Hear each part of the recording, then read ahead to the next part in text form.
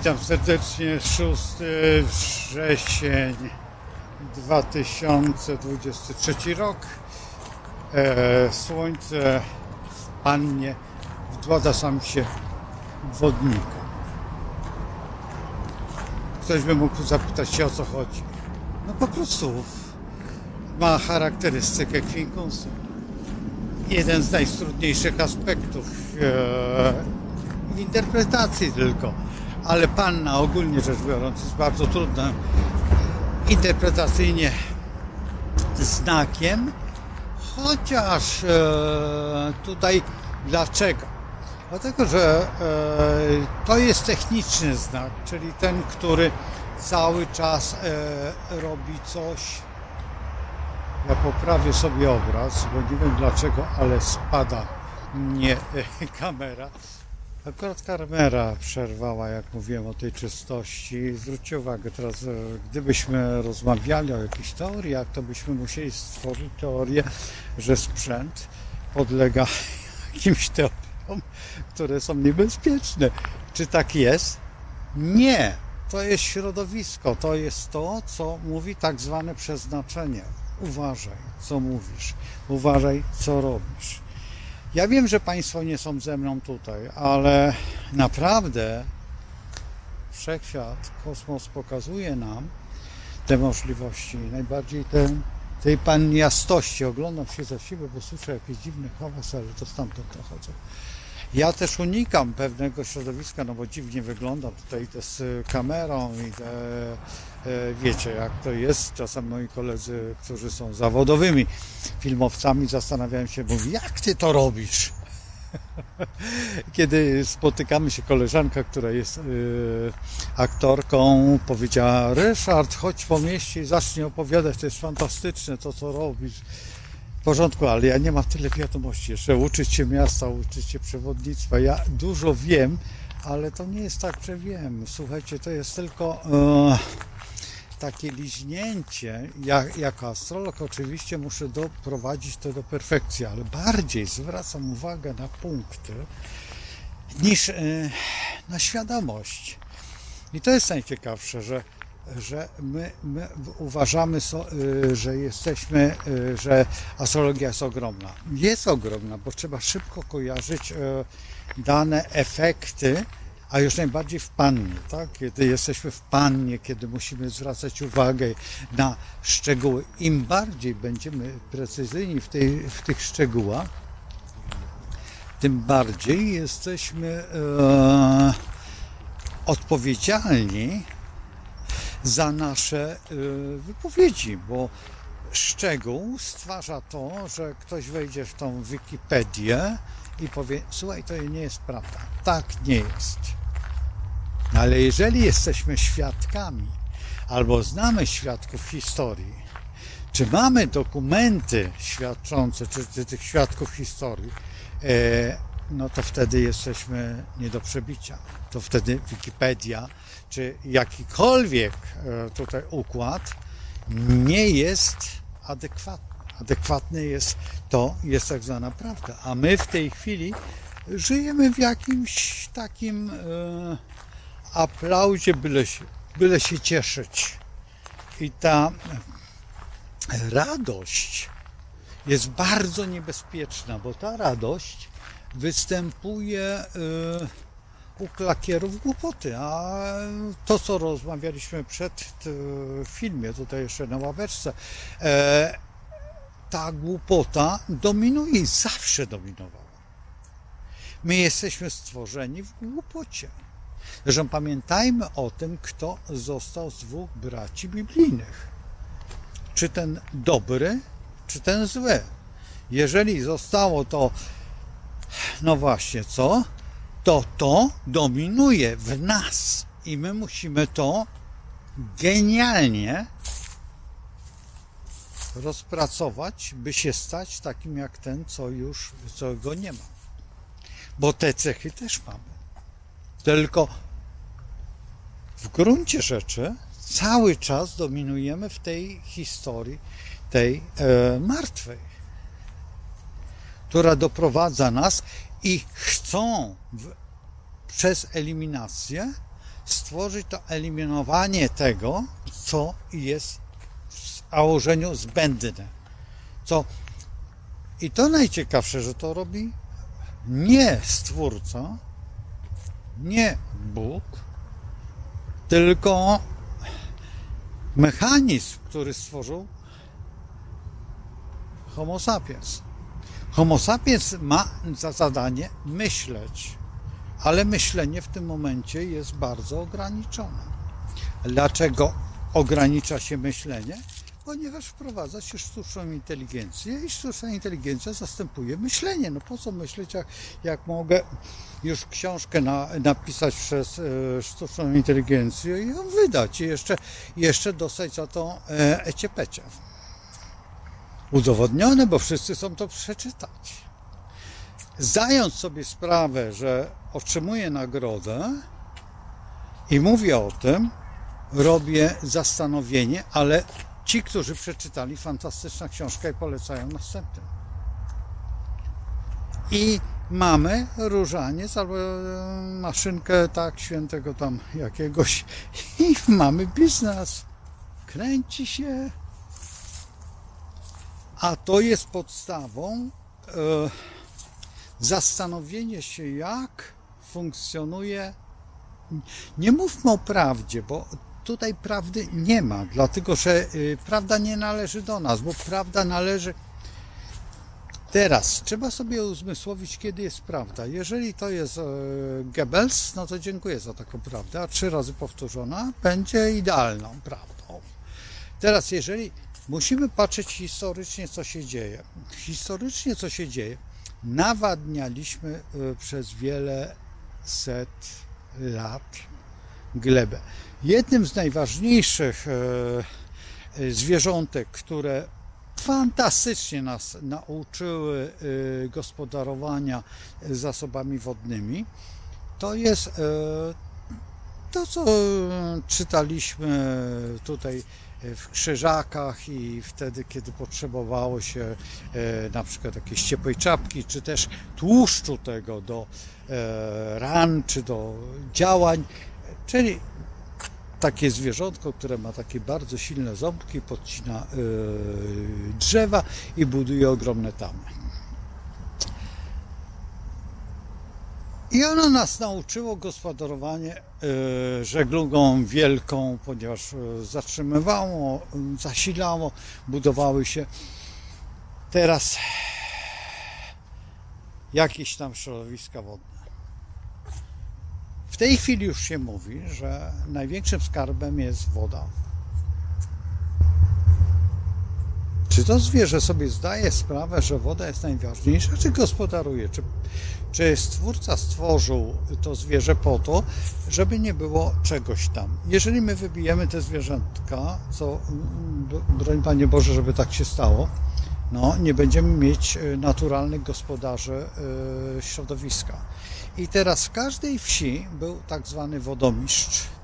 W każdej wsi był ten człowiek, który na ogół musiał mieć skończone technikum łąkarskie albo jeszcze jakieś, które dawało działanie wody. Woda, teraz uważajcie, woda należy do Neptuna, ponieważ ryby, ale i także do wodnika, ponieważ wodnik daje tą czystą wodę, tą aquavitę. Teraz idzie epoka wodnika i ryby są tak działaniem bardzo problematycznym.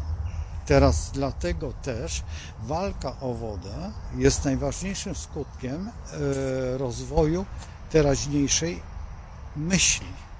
Jeżeli teraz, i o tym się głośno zaczyna już mówić i pokazuje się te filmy, gdzie jest wodospad i ten z garkiem taki brudas idzie poszarpany, bo nie ma wody. Faktem, że to miasto zbudowane było dzięki wodzie, ponieważ tutaj tych rzeczek nie pamiętam ile było, ale było mnóstwo strumyczków. Dlaczego była woda potrzebna? Woda była także siłą, ale także przede wszystkim do płukania, do farbowania, do wielu rzeczy. Ja jeszcze pamiętam, jak na Przybyszewskiego, tu przy Piotrkowskiej jest taki, przy Białej Fabryce jest staw, który był ogrodzony. Jak on śmierdział. Kochani, tam był jeszcze przeszkoda, była taka, szlabany były przez ulicę Piotrkowską tutaj do fabryki Gajera, co dzisiaj nazywam ogrodami. Słuchajcie, to jest nie do wytrzymania. To był mniej więcej smród, jeżeli by ktoś pytał się jakiego typu, sfermentowanego octu. Jakbyście dolali do octu, zmywacza do paznokci i jeszcze czegoś. Może byście otrzymali taki zapach, ale to był niemiłosierny. Mój ojciec tam codziennie przejeżdżał, bo przecież mieszkaliśmy i tutaj Piotrkowską musieliśmy. Ja pamiętam jeszcze, szalenie denerwował nas ten szlaban, bo ten szlaban i wagony przejeżdżały. Potem przez długi okres jeszcze przez ulicę Kilińskiego były te szlabany. Nawet jeszcze widać. Na Przędzalnianej też tutaj przez właśnie tutaj Księże Młyny przechodzi ten koci szlak tak zwany. To tam jeszcze te wagony i one szły chyba na Widzew, ale nie wiem na jaką stację. To jest Stary Widzew, czy jak to się nazywa, czy jeszcze jakoś inaczej. Nie wiem, ale nieistotne. I w ten sposób no, robi się świadomość, tak? Zanika ta świadomość, ta koncentracja działań, które są.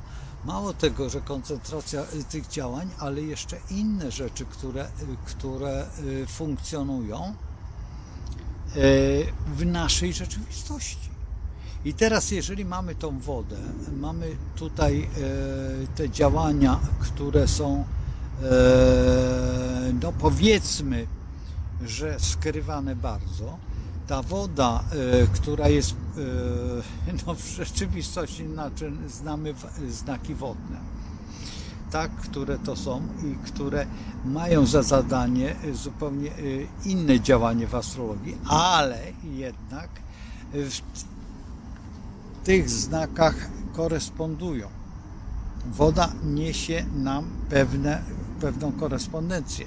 I właśnie dlatego też jest to wykorzystywane przez tak zwane nurty główne po to, ponieważ inaczej. Jesteśmy zbudowani z 12 znaków. Każdy ma, przypuśćmy, tego wodnika i ryby po sobie. Oczywiście, że tak. Świat kręci się odwrotnie.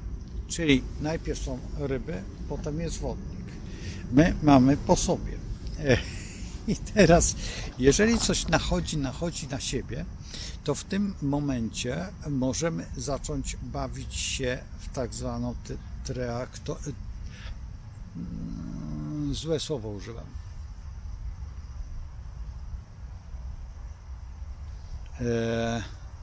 Szukam słowa, które by mi pasowało. Chodzi mi o to, że nachodzą na siebie dwa znaki z różnych, na przykład nie z różnych systemów, tylko z różnych nie wiem, nie jestem mechanikiem.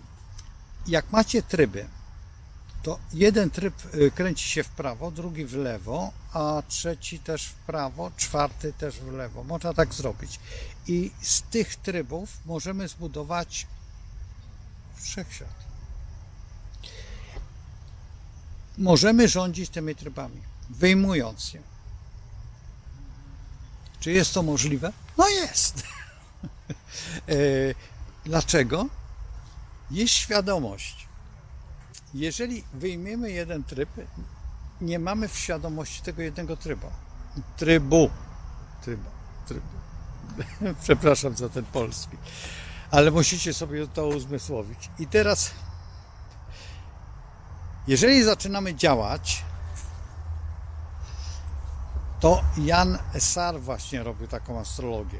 Bo ktoś powie, ale proszę pana, o czym pan mówi? Właśnie o astrologii Jana Sara.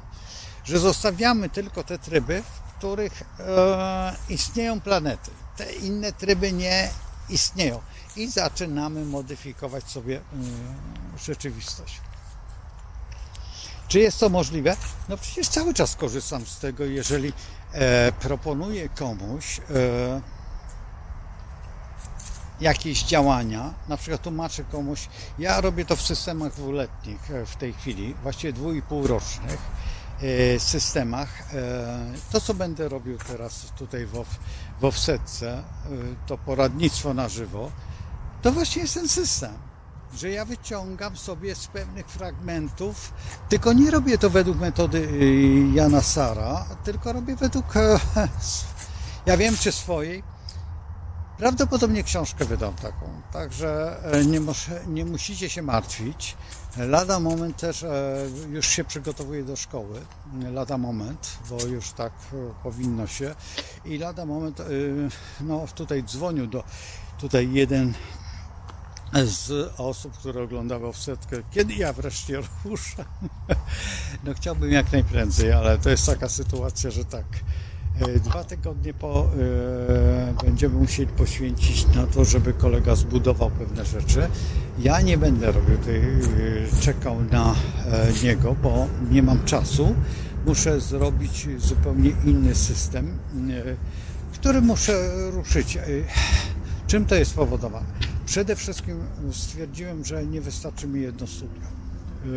To jest mankament i jednocześnie w pewnym sensie rozwój tego wszystkiego, żeby zrobić to jak najlepiej. Dlaczego potrzebuję 2 studia? Zaraz wam wytłumaczę. Niektóre rzeczy potrzebuję 2 gości albo 3 gości. Nie zawsze dobrze się czujemy w tej przestrzeni. W dodatku każda przestrzeń ma swoją akustykę. Z tą akustyką walczyć nie mam zamiaru. Po prostu mnie to bardzo denerwuje. Zresztą wiecie, jak zrobiłem ten program w tramwaju i jak to wyglądało w tramwaju.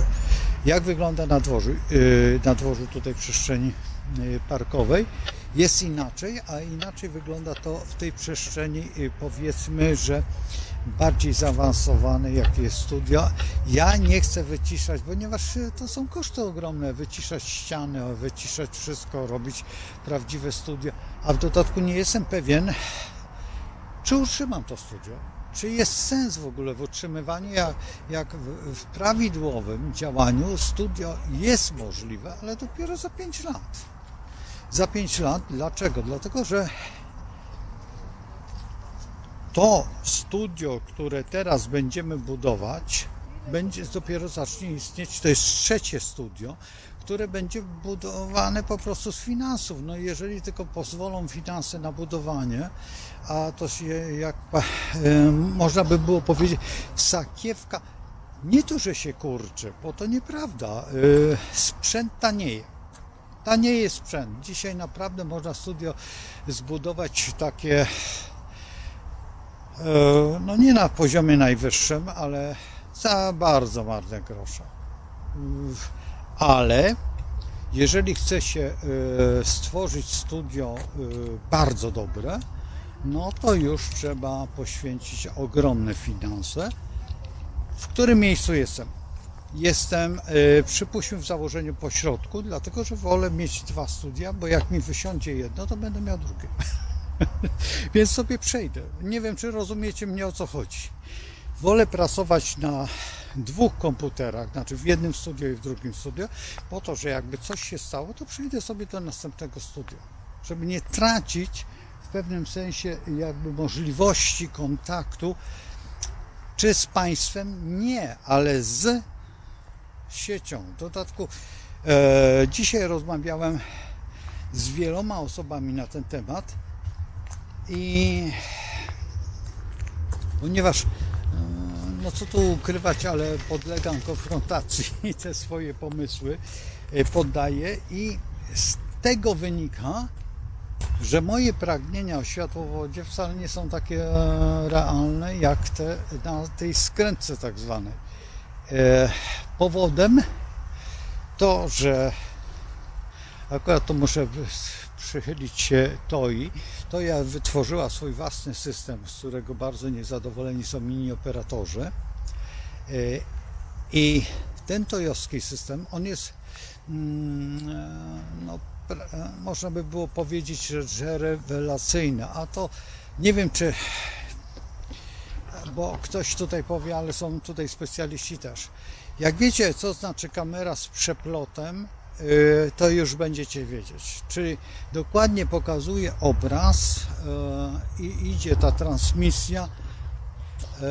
Przypuśćmy co drugi odcinek, czyli normalnie jest film.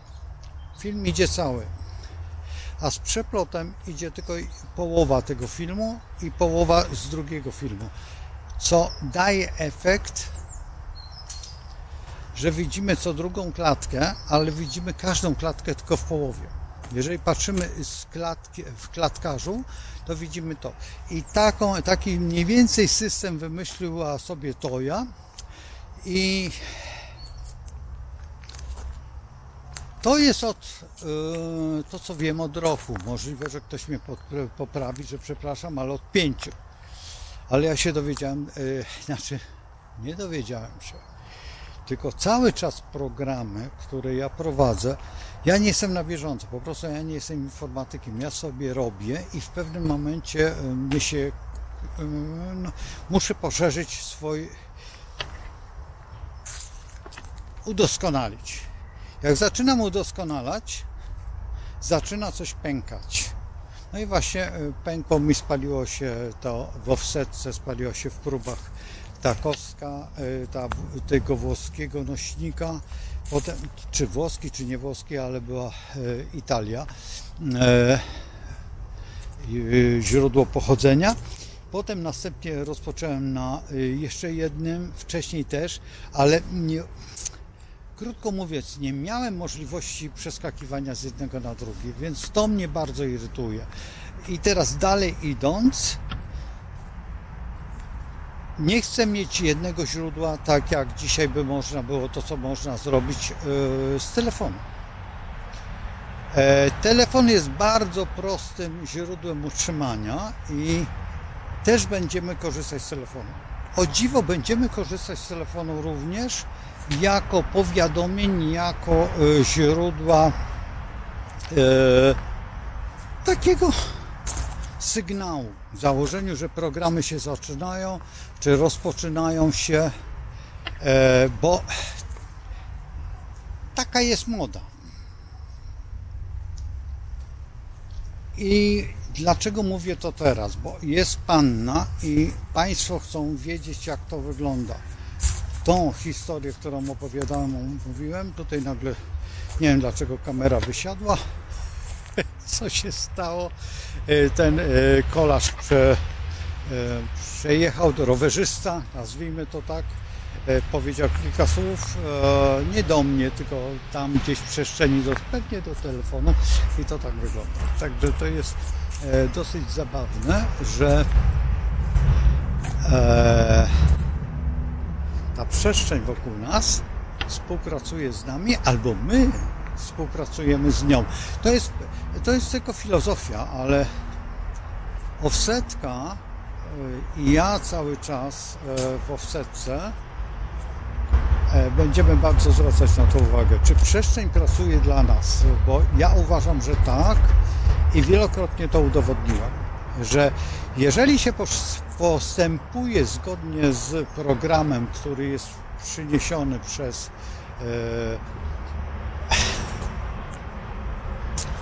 planety, można by było powiedzieć to, co ja bardzo nie lubię, konstelacje, jak niektórzy mówią. Konstelacja to jest z punktu widzenia astronomii, ale nie astrologii. Astrologia zajmuje się czym innym. Astrologia jest przekazem naszego biologicznego wpływu i odczuwania tego wszystkiego, co jest dookoła nas, a astronomia jest to po prostu fizyka i tam wpływ planet na siebie i też czy przyciąganie, czy tam tworzenie, czy jakiś komet, czy nie komet, wyliczanie trajektorii, to wszystko jest to. I z astronomii my tylko korzystamy w efemerydach, czyli z pozycji planet. Dalej już nas zupełnie nie interesuje, dlatego się śmiejemy z Plutona. Słyszycie? a to policja. Nie wiem, czy koniecznie jest ten sygnał, czy nie, ale przypuśćmy, że powiedzą, że tak. Ja uważam, że nie, mógłby być cichszy, mógłby być bardziej taki intymny i ładniejszy. Już miały być takie intymne i ładniejsze, ale ze względu na to, że oni coraz bardziej głuchną, więc potrzebują te sygnały i pogotowie też. To jest najciekawsze, że pogotowie też i nie wiadomo po co. Czy boją się o siebie, czy to jest też, no co tu ukrywać, ale znowuż ta teoria, żebyśmy zaczęli słyszeć, jacy oni są to aktywni i jakie to tragedie są w życiu. Najbardziej mnie się podoba, jak jedzie te 20 samochodów typu koloru, który się nie płonie ostatnio na tych wyspach. Nie wiem, czy zwróciliście uwagę na to. Tak, jak pokazywane są takie 3 kolory czy 4 kolory i laserem, więc ten kolor w ogóle nie bierze udziału i wszyscy pokrywają dachy swoich domów z tym kolorem. I to też jest sygnał. Kolor ten, jeżeli patrzymy z punktu widzenia artystycznego, jest ryb i wodnika. Wodnika jest taki bardzo jasny błękit, ale w ogóle błękit, a właściwie kolor morza jest to, ale teraz zastanówmy się, czy morze jest niebieskie, czy seledin, czy zielone. Jak są algi, albo pory roku. W wodniku Aquavita, jak nie wiem, czy byliście kiedykolwiek, mamy tutaj pod łodzią tak zwane niebieskie źródła i one są błękitne, tak? Więc ta najczystsza woda jest błękitna. Zostawiam Was z tym błękitem, z tymi ostatnimi wiadomościami w rzeczywistości. Bardzo proszę o te łapki, bardzo proszę o kilka słów, nawet jakieś głupoty, napisanie. Głupoty jak głupoty. Zauważyłem, że jedna osoba chyba napisała do mnie z innego nazwiska. Nie wiem, o co chodzi, ale nieważne, napisała. Widocznie jakimś automatem przejęzyczyła się. To zwracam uwagę. Nie likwiduj tego. Zostaw to, nieważne. Najważniejsze, że podbiłaś mnie jakby zasięg, bo jak wy coś piszecie, czy stawiacie łapki, podbijajcie zasięg. Czy mnie zależy na tym? Tak, nie. Dzisiaj po raz pierwszy puszczam w tym dniu, ale po prostu mam czas, dlatego że dzisiaj wieczorem jadę właśnie organizować moje 4. studio na terenie Łodzi. No dosłownie 4. studio, dlatego że tam już jestem umówiony, to miało być pierwsze studio, tylko że jest dosyć daleko. I w tym studio będziemy rozmawiać o pewnych rzeczach, ale ono nie powstanie szybko. Ono powstanie, podejrzewam, że najprędzej za jakieś 2 lata to jest studio. To znaczy, że bo te 2 studia, które są w tej chwili, nie wiem, czy utrzymam. Po prostu nie wiem, czy utrzymam. Będzie uzależnione to od Państwa. Jeżeli będzie bardzo duża oglądalność i będziemy naprawdę bardzo intensywnie pracować, to po prostu nie zmieścimy się tu. A nie to, że podejrzewam, że będzie ogromno, od razu 2 miliony ludzi, co bardzo bym chciał taką oglądalność mieć, co jest do uchwycenia. Ja kiedyś tłumaczyłem koledze i mój kolega skorzystał z tego i ma. No nie taką, ale ma. Też on ma bardzo niszową. Nie chcę tutaj mówić kto co, bo by się obraził, że zdradzam tajemnicę zawodową. Ale tak jest. Trzymajcie się z Bogiem, do zobaczenia i jutro dalsze historie, opowieści o królewskiej wiedzy i oczywiście o Pannie.